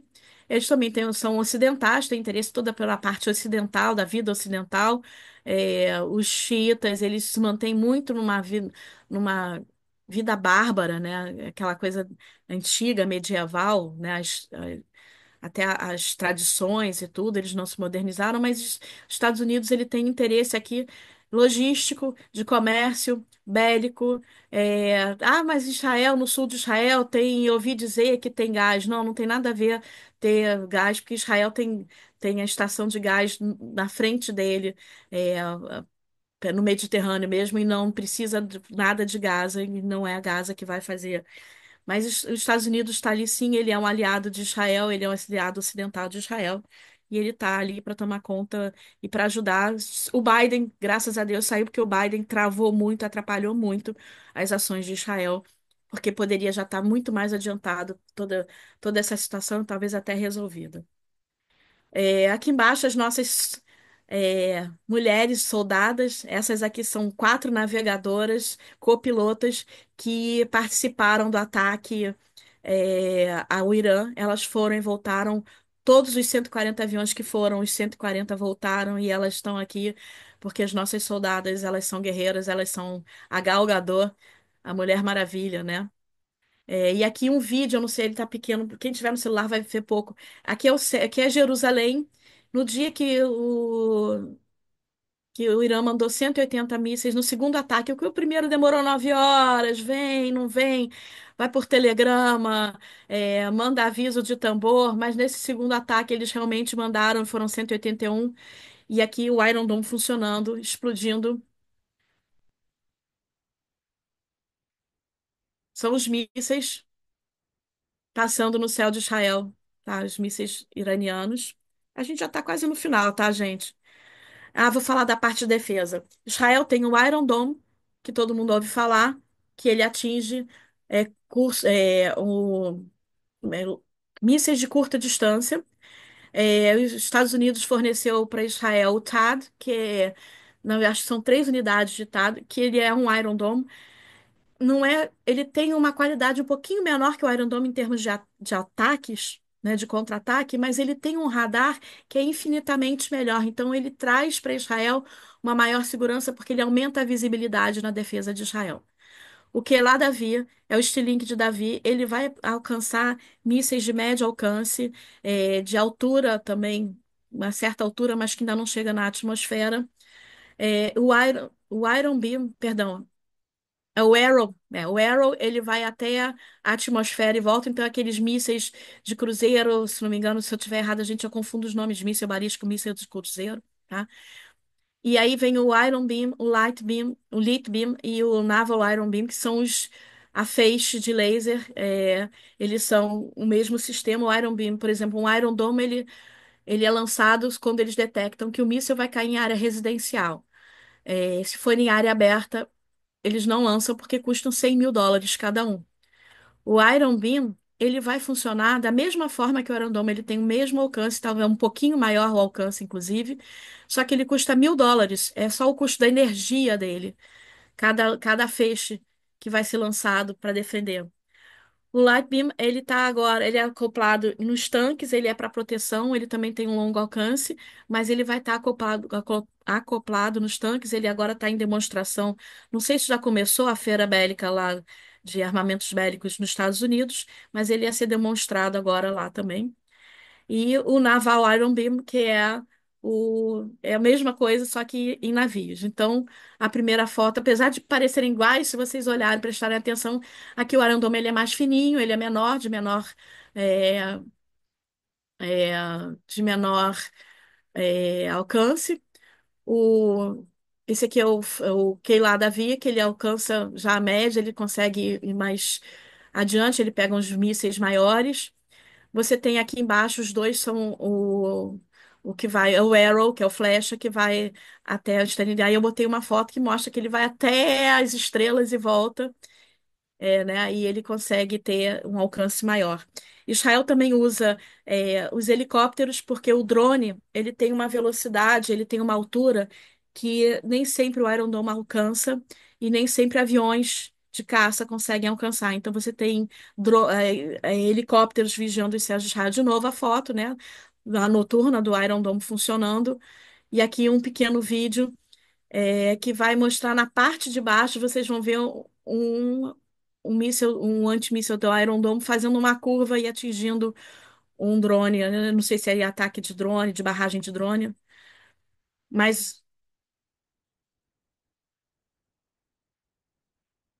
ele vai fazer a curva, ele detecta que está aqui, ele faz a curva e ele volta e explode. Onde ele vai, se ele precisar voltar, ele volta e explode. Tá? É isso que Israel passa. Essa é a cidade de Naharia, uma das cidades mais atacadas hoje em dia, que sofre mais ataques. A cidade de Sfad, que é a cidade da minha família também, sofre bastante ataque. Eu recebo o alerta, né? Ah, esse aqui é o Iron Beam. Aqui, eu achei aqui tá num caminhão, mas ele vai ficar mais ou menos assim num tanque, tá? Aqui, esse aqui já está pronto para funcionar. A empresa Rafael, ela já vai entregar antes da data marcada e aqui ele já acoplado num navio, tá? Já no finalzinho do finalzinho. Aqui eu coloquei são os alarmes. Onde tem muito pontinho foi o dia que teve o ataque iraniano. Tocou alarme em Israel inteira e eles tocam quando eles percebem que estão vindo os mísseis. O Mar Morto aqui no cantinho, né? Israel foi todo atacado, mas graças a Deus. Eu peguei foi print de Instagram, tá? A gente tá aqui, da Stand With Us, quem quiser acompanhar Stand With Us no Instagram, nas mídias sociais, vai ter essas informações. Aqui eu botei de novo um alarme, mas por que que só tem dois alarmes e essa voltinha aqui? A parte mais clara é Gaza. Esse alarme aqui tocou há 2 dias, anteontem, e foi aqui que eu morei. A distância aqui são poucos quilômetros, porque eu dei zoom. Ah, meu Deus. Essa distância aqui é muito pequena, que são campos, desse aqui é um kibutz, e aqui já é Gaza, e você entra a pé por aqui. Você chega em meia hora a pé. Então, o Hamas ainda está com algum poder bélico no sul, atacando aqui. Eles atacaram anteontem dois kibbutzim no sul de Israel. Mas já não está tendo tantos ataques assim. Conclusão: existe alguma? É difícil, porque a gente está em curso, né? O que eu sei é que isso se espalhou pelo mundo. O acordo com Hamas é muito difícil, porque Israel quer terminar com o terrorismo, ele não quer mais sofrer. Você não quer que um traficante entre na sua casa e te ataque, você não quer que um assassino entre na sua casa e te mate. Você não quer ele ali. Você não quer o seu vizinho, que seu vizinho seja um assassino. Você quer pessoas normais que possam viver ali, mesmo que elas não gostem de você.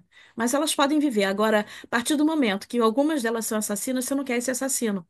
As outras podem ficar, ok? Israel não quer se expandir, Israel não quer expansão de territórios, tá? Ele não é expansionista, não é imperialista e não é colonizador. E não tem o apartheid, como eu já falei no início. Acordos com Hezbollah, isso aqui eu fiz ontem. E hoje tudo indica, como eu ouvi há 2 horas atrás, três, na verdade, três já, é que pode-se ter um acordo de cessar-fogo por 2 meses, em torno de 2 meses, mas vamos ver amanhã, no final do dia, talvez a gente já tenha a resposta. Se o Hezbollah participou, porque o Hezbollah não estava participando dessa negociação, quem vai tomar conta de tudo ali vai ser o exército libanês, mas o que Israel pede, além daquela linha do 1701, do acordo 1701, é que se Israel perceba que o Hezbollah está se armando, que ele não precisa pedir, que ele não precise pedir autorização a ninguém para ir lá e eliminar a ameaça que está né, um escritório do Hezbollah ou um míssil que esteja sendo colocado lá. Esse cessar-fogo vai ser só com o Líbano, não vai ser com a Síria, tá? O estrago mundial já aconteceu, essa guerra narrativa de que judeu é o culpado do mundo, o sionismo virou antissemitismo, não basta só você apoiar que exista um país, Israel, você tem que ser contra o povo judeu do mundo todo. Como eu falei, os árabes israelenses, inclusive, estão nos ajudando, né? Quando teve ataque agora, depois do jogo do Maccabi Tel Aviv em Amsterdã, uma das pessoas que ajudou vão falar, mas tinha uma bandeira da Palestina, eles rasgaram, foi colocada ali propositadamente, porque você sai inflamado de um jogo de futebol, e sabiam que eles iam ter esse retorno, mas era para provocar a mídia e falar, tá vendo? É porque eles rasgaram a nossa bandeira. Quantas bandeiras de Israel são queimadas, né? E aí, só que foi encontrado várias provas, inclusive de WhatsApp, porque lá muitos migrantes muçulmanos são Uber, eles mapearam onde os judeus estavam hospedados e tal, eles atacaram. E tem um árabe israelense que foi como torcedor e ele começa a conversar em árabe fluente. E ele leva o grupo que está com ele para uma área segura. E aí ele volta para uma área perto mais segura. Ele volta, pega mais um grupo e ele consegue tirar algumas pessoas do meio da confusão, onde 2.000, mais ou menos, torcedores, 200 e poucos foram atacados, alguns, inclusive, com lesões graves. Mas isso está se espalhando pelo mundo, pela Alemanha. No dia seguinte, teve um time de futebol de um clube judaico na Alemanha que foi atacado. Nos Estados Unidos, você vê os jovens não sabem, esses jovens nunca ouviram falar em antissemitismo nas faculdades, de repente eles estão lá gritando. Então, o Hamas se espalhou, o Viva Palestina, Palestina Livre. Do Rio ao Mar, que eles não sabem nem que Rio, nem que mar, e nem que livre é isso. Ah, mas vocês são genocidas. Mas espera aí, vocês não falaram que os turcos são genocidas matando os curdos, nem que os afeganistãos estão matando os yazidis, Paquistão, perdão, nem que os chineses estão matando os uigures. E olha que eu estou falando de etnias muçulmanas, de povos muçulmanos, perdão.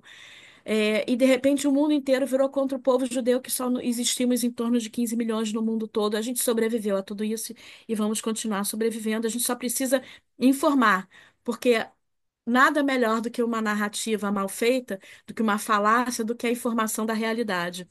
Então, não há uma conclusão efetiva para dar para vocês, apenas uma reflexão, porque a gente está em curso.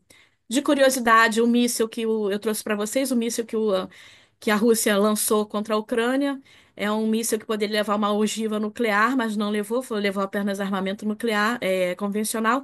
Ele se divide em 6 partes, e é isso que acontece. Vou mostrar aqui, vou botar o vídeo aqui para vocês. É um míssil só que se divide em 6 partes. Imagina isso aí com ogiva nuclear. E aí ele ataca a área de energia da Ucrânia, tirando o aquecimento dos ucranianos com o inverno chegando. E aí vem o último slide: Palestina livre do Hamas. Palestina livre do Hamas. É isso que nós desejamos. Nós não somos contra os palestinos. Nós queremos, inclusive, parte do povo lá hoje pede que Israel. Aliás, esqueci de falar que no Líbano os cristãos estão lutando, já estão pedindo, pelo amor de Deus, não sai Israel daqui. A gente não quer que você jogue ele para o norte de Israel, tira o Hezbollah daqui. E o povo palestino, a parte do povo palestino também agradece, porque também eles são subjugados, eles são torturados. Então, o que a gente deseja não é que Israel tome conta desses lugares, é que Israel livre o mundo do terrorismo. País tão pequenininho. E, gente, é isso. Muito obrigada. Estou disponível aí para. Como é que a gente sai aqui do. Já o Pronto. fiz. Obrigada, gente. Desculpa a demora, mas é porque é um assunto muito extenso.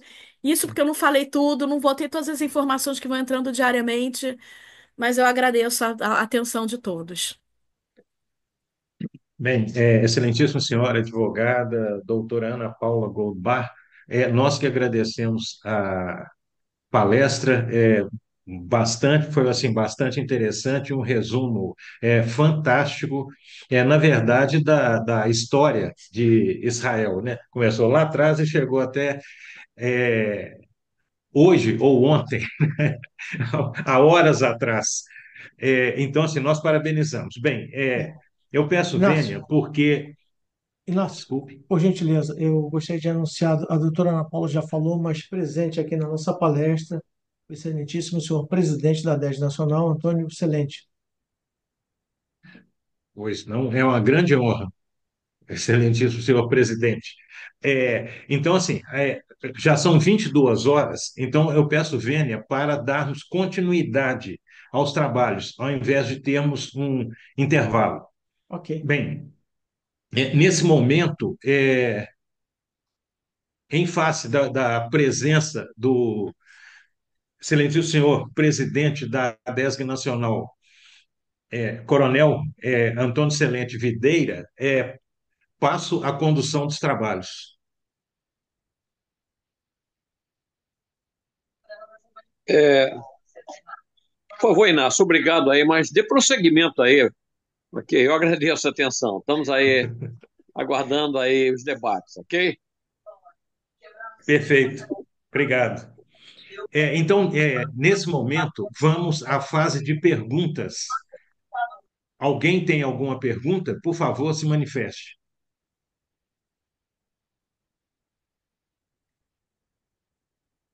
Fique à vontade de perguntar qualquer coisa, tá? Até inclusive se for contra a minha linha de raciocínio, se apoiar o outro lado, o que vocês quiserem, não tem problema, fica à vontade, tá? Porque o mundo não é feito de um lado só.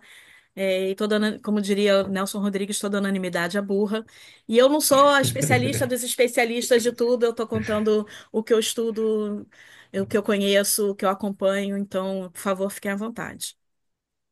É, no- José Roberto, Doutora Ana Paula, boa noite. Mais uma vez, parabéns aí pela essa viagem no mundo judaico, né? Essa gama de conhecimentos que a senhora passou por toda nós, para toda a turma do Ciel, com relação às guerras, com relação a lá desde o início, tempos, até os dias atuais. E muita coisa ainda não foi falada porque já estão acontecendo, né? E eu vejo o seguinte, Israel, de repente, a partir do momento que ele entrou em uma guerra contra o Hamas, né, pela atrocidade que o fez, uma coisa de um ano e pouco atrás, né, ele, na verdade, entrou em 4 guerras específicas, né?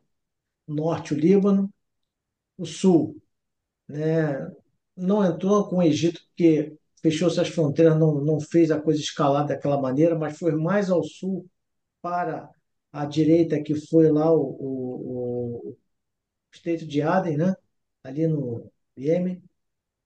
Entrou Jordânia, entrou Irã, e o próprio Estados Unidos boicotando muita coisa, apoiando o Irã, infelizmente, né? Não deveria ser, mas o fez através de uma opção de coisas escusas que o fizeram. A minha pergunta é: com este novo modelo que o mundo está tornando uma geopolítica mais amena, onde os Estados Unidos está se colocando não mais como aquela coisa deteriorada, mas sim como vindo a ser um novo momento que nós vamos ter a partir do dia 20 de janeiro, para que haja uma adequação equânime no mundo, tá? De que maneira Israel poderá se posicionar com relação, vamos botar aqui uma palavra, armistício, né?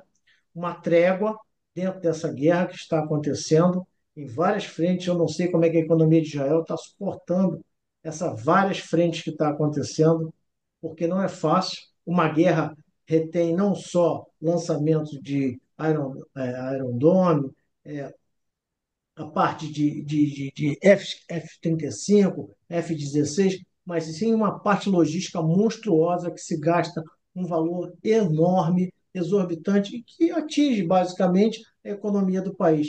De que maneira Israel está suportando uma coisa dessa? Bom, primeiro só fazer uns ajustes no que você falou. São 7 frentes. É, eu falei quatro. Quatro. É verdade, já tem mais Mas o sete, é Egito verdade.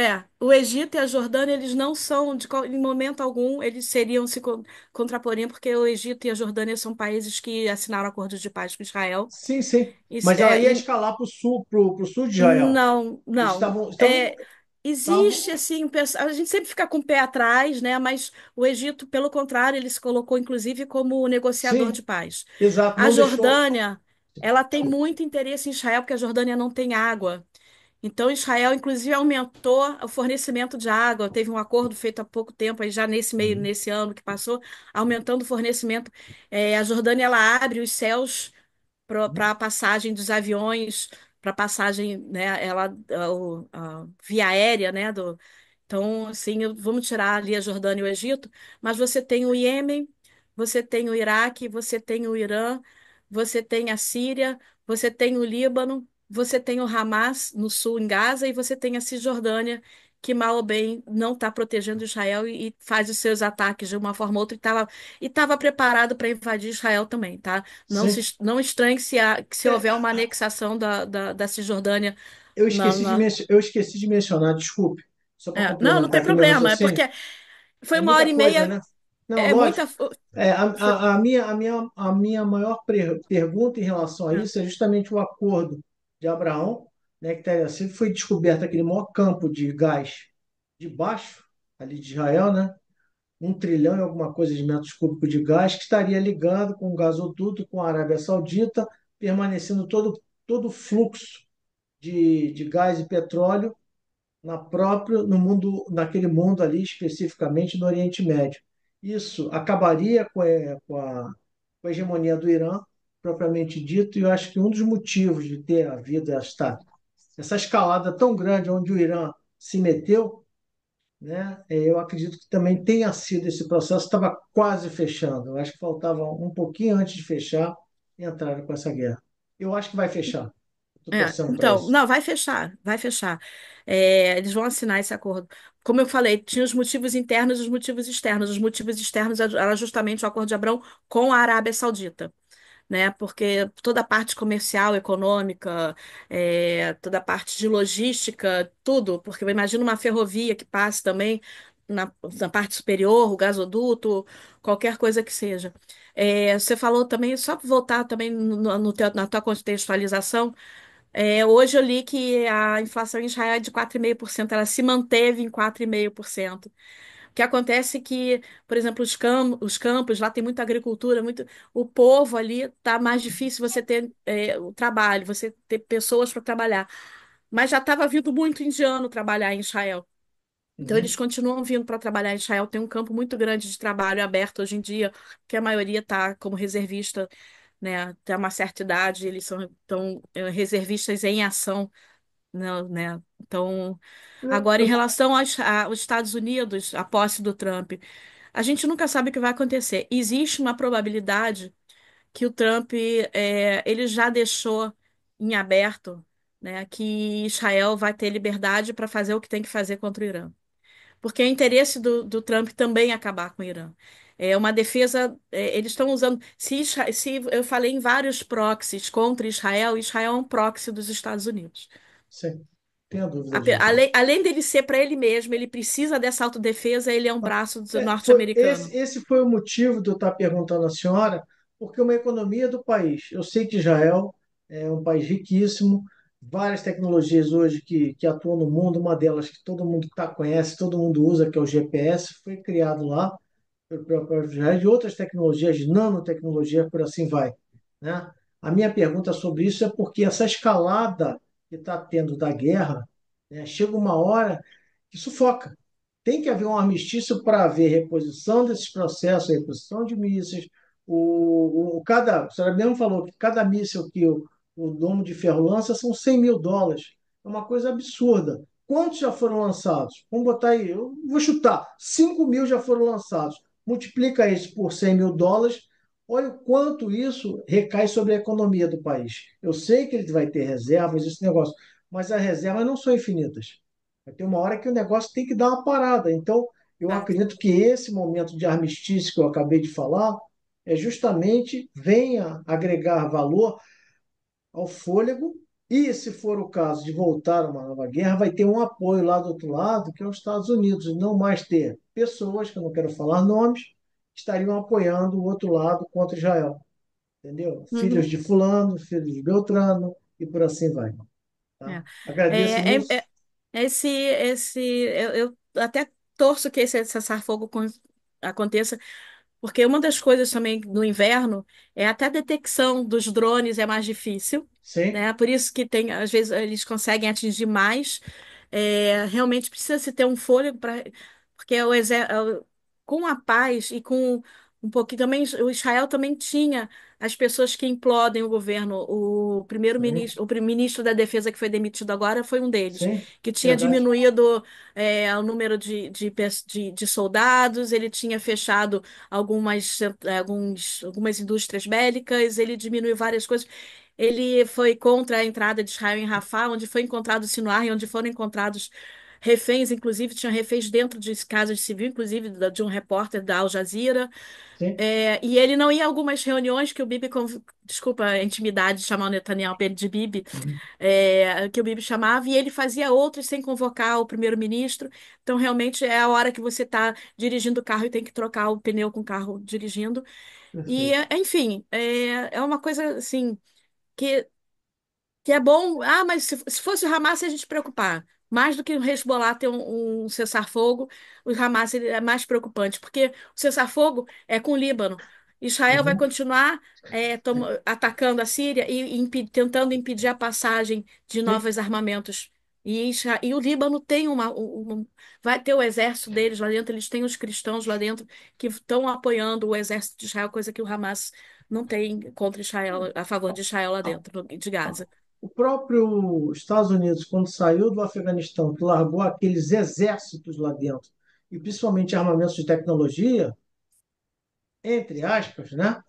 Foi para Uhum. beneficiar alguém. E esse alguém vendeu tudo isso para o Irã, e o Irã vendeu isso para o Hezbollah, e hoje Israel está recebendo tudo isso de maneira de ações, né? Coisas que foram deixadas lá no Afeganistão, e é complicado uma coisa dessa. Complicado, Mas obrigado, obrigado, obrigado por sua só falar sobre uma resposta. coisa de Israel. Tá tendo um embargo agora norte-americano Sim. com tanques tratores, aqueles tanques que vão, que tem aquela pá de Destruindo trator na Minas. frente. Uhum, E que vai abrindo caminhos, né?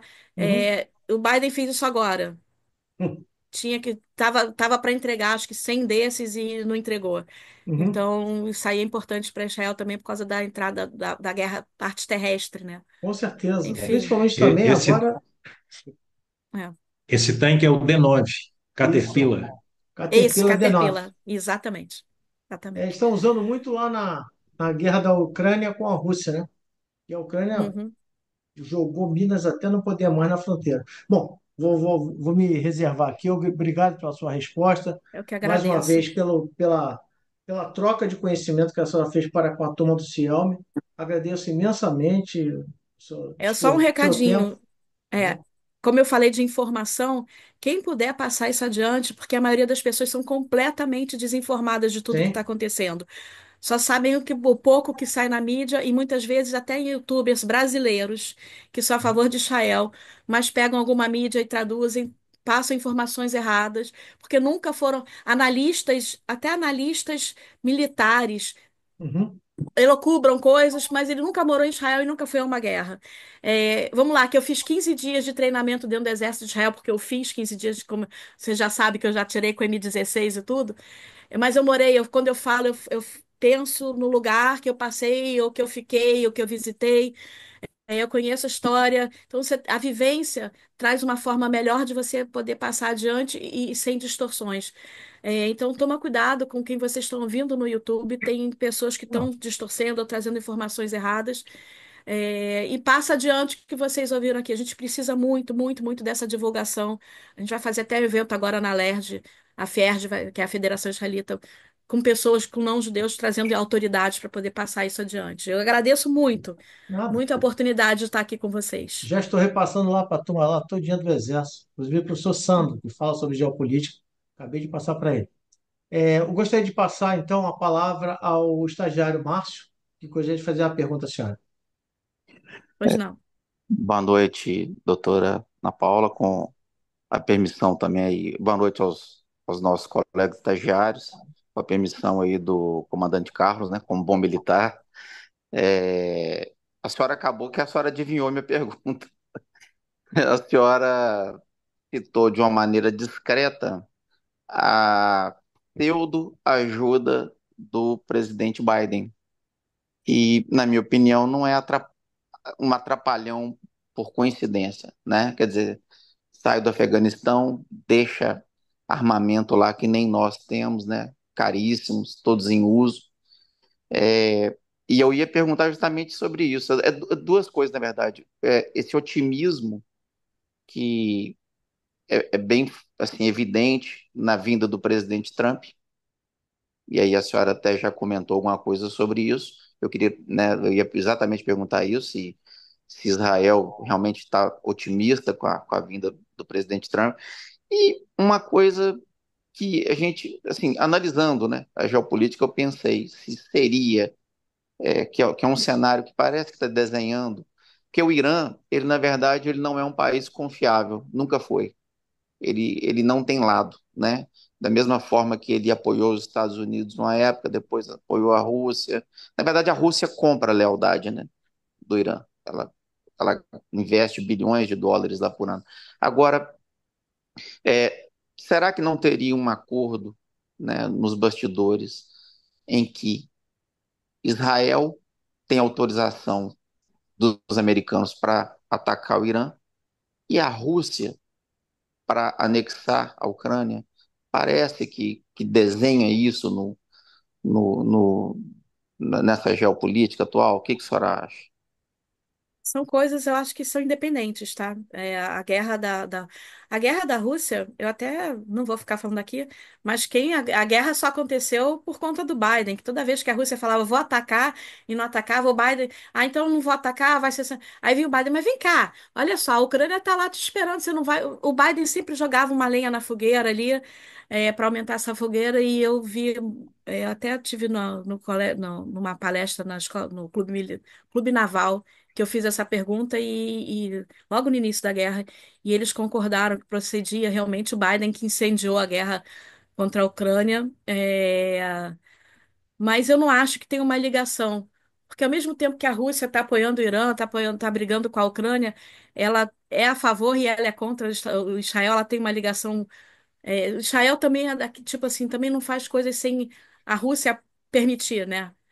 Também tem isso. Então, eu não acho que seja uma ligação de um aceitar o outro, não. O Trump, ele tem, os Estados Unidos, principalmente em geral, né, algo muito contra o Irã em relação a todo o terrorismo que já aconteceu lá dentro, do estado, no país norte-americano, e por causa da escalada não escalada, mas do aumento da produção nuclear. Os Estados Unidos não quer que o Irã que para mim o Irã já tem.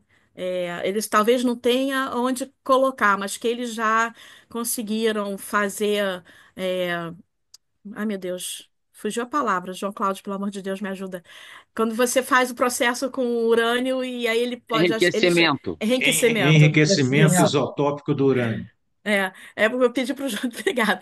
Gente, eu pedi pro João Cláudio que a gente esteve junto lá no INB, na Nucleve, a gente fez aí no grupo do SEGERD aí, que é Gestão de Defesa, e a gente esteve vendo essa parte toda de nuclear, né? Então, o enriquecimento ele já tem urânio enriquecido suficiente para fazer uma ogiva. Eles talvez não tenham ainda o míssil, né? A- russo ali para carregar essa ogiva.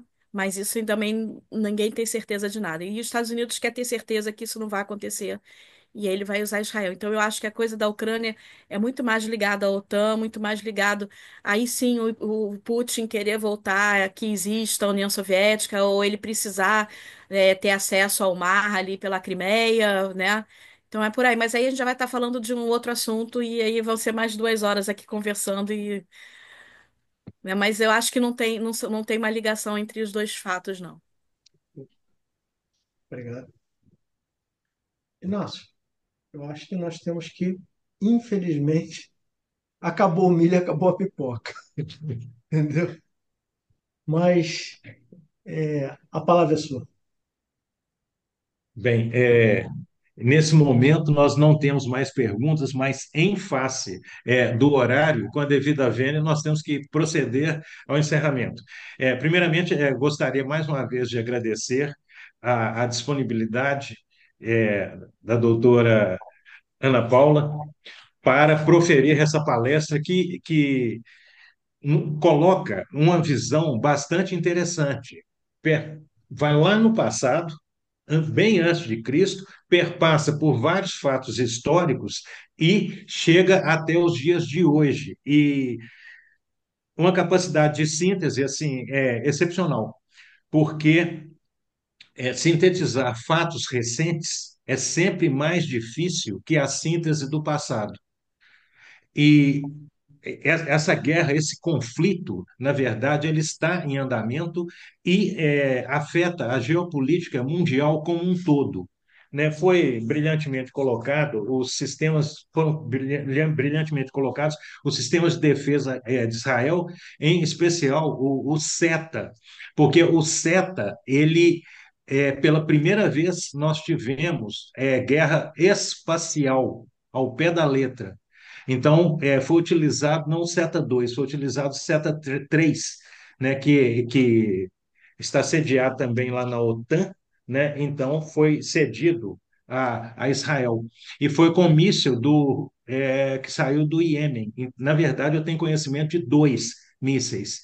E isso aí ele é atingido em torno de 100 quilômetros de altitude. Então, é um sistema fantástico. E essa conjunção de todos os sistemas é, é excepcional. Isso aí implica em quê? Um grande conhecimento da nação. Se um país investe em educação, investe em conhecimento, ele tem essa capacidade.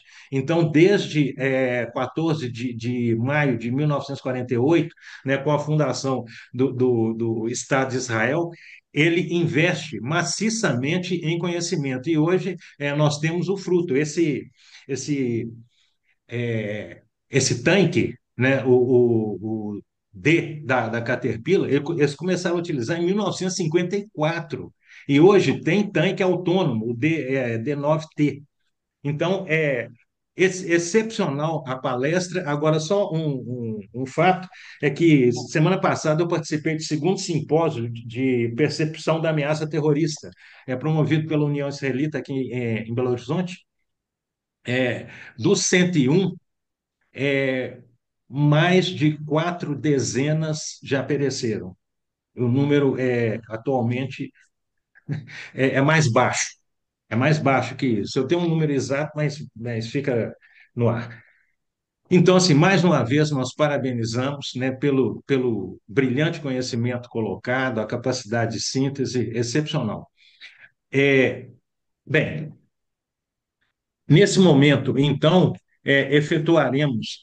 Antes, né? Colocamos a nossa casa ao inteiro dispor, 24 horas, os 7 dias da semana, e o agradecimento, na verdade, ele é conjunto, porque esse curso, o CIELM 2024, é realizado em conjunto com a Delegacia do Estado do Rio de Janeiro. Então, o certificado, ele foge, na verdade, aos padrões convencionais, né? Então, a data lá fica em conjunto, mas é, é bastante interessante. Então, vamos lá. Com a devida vênia, vamos à entrega do certificado.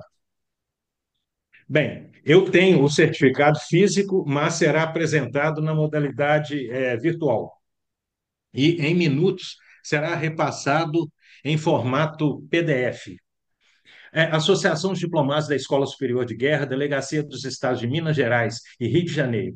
As delegacias da Associação dos Diplomados da Escola Superior de Guerra dos Estados de Minas Gerais e Rio de Janeiro agradecem e certificam a brilhante contribuição e dedicação pela participação da excelentíssima senhora advogada doutora Ana Paula Goldbar, como palestrante no terceiro curso de Introdução aos Estudos de Logística e Mobilização, CIELM 2024, com o tema A Guerra de Israel e Hamas e os Equipamentos Empregados. Belo Horizonte, Rio de Janeiro, 25 de novembro de 2024, assinado Inácio Loyola Pereira Campos, delegado da ADESG-MG, e José Carlos Ferreira Cardoso, delegado ADESG Rio de Janeiro.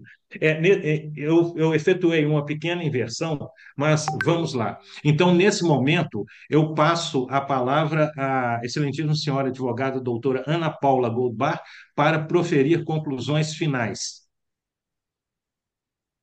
Opa, tá fechado o vídeo.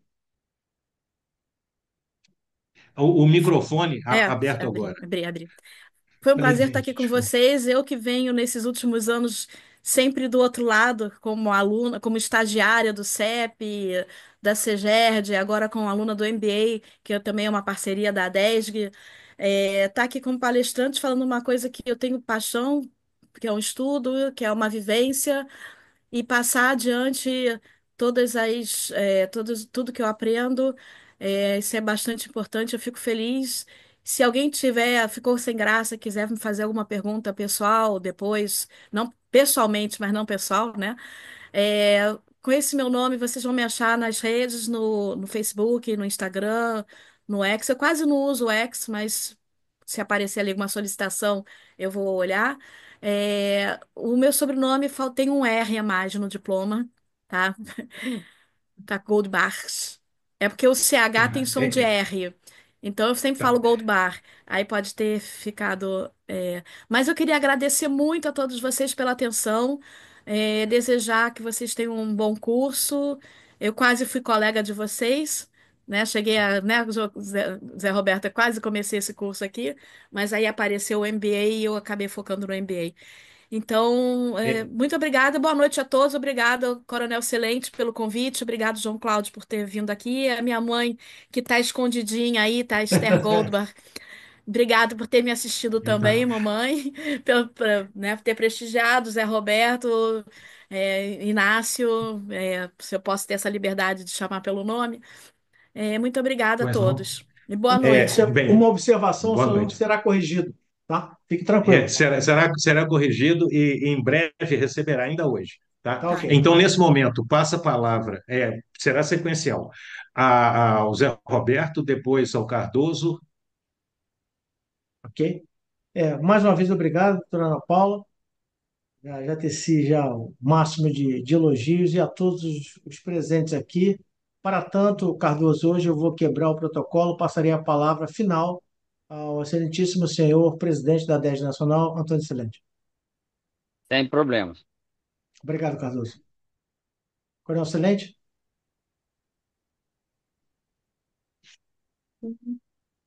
Coronel? Acho que tá. Seu microfone está fechado. Estou Perfeito. terminando de Abriu liberar imagem e som. a imagem. Deixa eu só. Ok, eu quero agradecer, parabenizar por essa noite muito importante, onde a nossa amiga Ana Paula trouxe um assunto altamente interessante e inédito, evidentemente, para todos nós que vivemos aqui no Brasil. Meus parabéns a todos, aos nossos delegados, aos nossos representantes, meu irmão Inácio, José Roberto e a todos presentes aí. Eu desejo uma boa noite para todos. Muito obrigado, Coronel. Nós que Tá certo. agradecemos. Bem, como é de praxe, né, nós vamos proceder ao encerramento, mas amanhã nós teremos